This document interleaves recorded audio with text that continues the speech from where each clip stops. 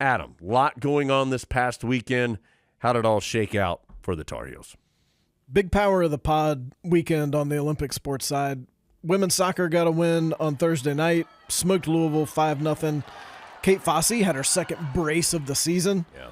She scored in 5 of the last 6 games and has 10 goals this season. Carolina dominated that match. They outshot Louisville 19-3 and 12-1 in the second half. So Tar Heels now 12-1 overall, 5-0 in the league. They're up to number 1 nationally in the RPI and number 3 in the polls. This is the first time since 2020 that they've been 5-0 in conference play. Tough weekend coming up, though. They go to Cal on Thursday and then at Stanford on Sunday afternoon. So those are 2 big matches for the Tar Heels.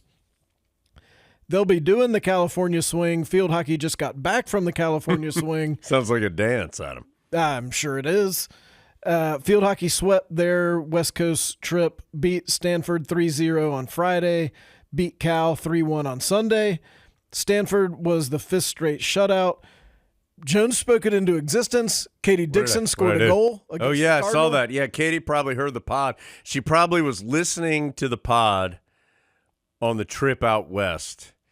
I was like, guys, Jones and Adam are questioning why I haven't scored a goal yet. It's time for me to do this.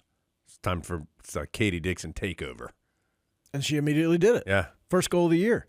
Then Charlie Bruder comes back Sunday and has a hat trick. Got all 3 of Carolina's goals against Cal. Tar Heels 8-0 overall, 3-0 in the league, number 1 nationally. At Louisville on Friday, and then scheduled to play at App on Sunday. App recently played a couple home games in Charlotte, so check your local listings. Yeah. Volleyball finished off their sweep Duke week with another 3-0 win over the Blue Devils. Remember, Carolina beat Duke on Wednesday in Durham. Then they came back and beat them at Carmichael. On Friday, won all 6 sets that the 2 teams played. A double-double for Zoe Barrett in the Friday match. Carolina's on an 8-game winning streak. They're 8-0 at home. They're 12-0 overall. They're at NC State on Friday night. They're not going into a stretch where they're away from Carmichael for a couple weeks, so going to have to do it away from home here coming up. Then men's soccer, tough loss on Friday night to number 24 Clemson. Tar Heels lost 3-2.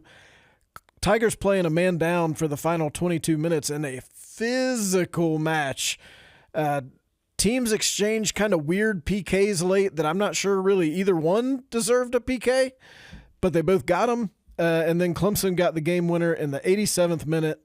Martin Vician had his 7th goal of the year. He's 3rd in the ACC in goals. Carolina's 6-1-3 overall, 3-1-0 in the ACC. They host the Cougs, College of Charleston, tonight. And then they go to Notre Dame on Friday. Feels like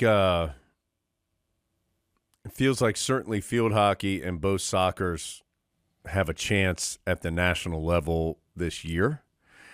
I think volleyball is clearly improved. They will have a more difficult portion of their schedule upcoming, and we'll learn a little bit more about where they are in the grand scheme of things. I think they're definitely better, though. You can see that it's a program that is building, and so good, happy results for the most part this past weekend.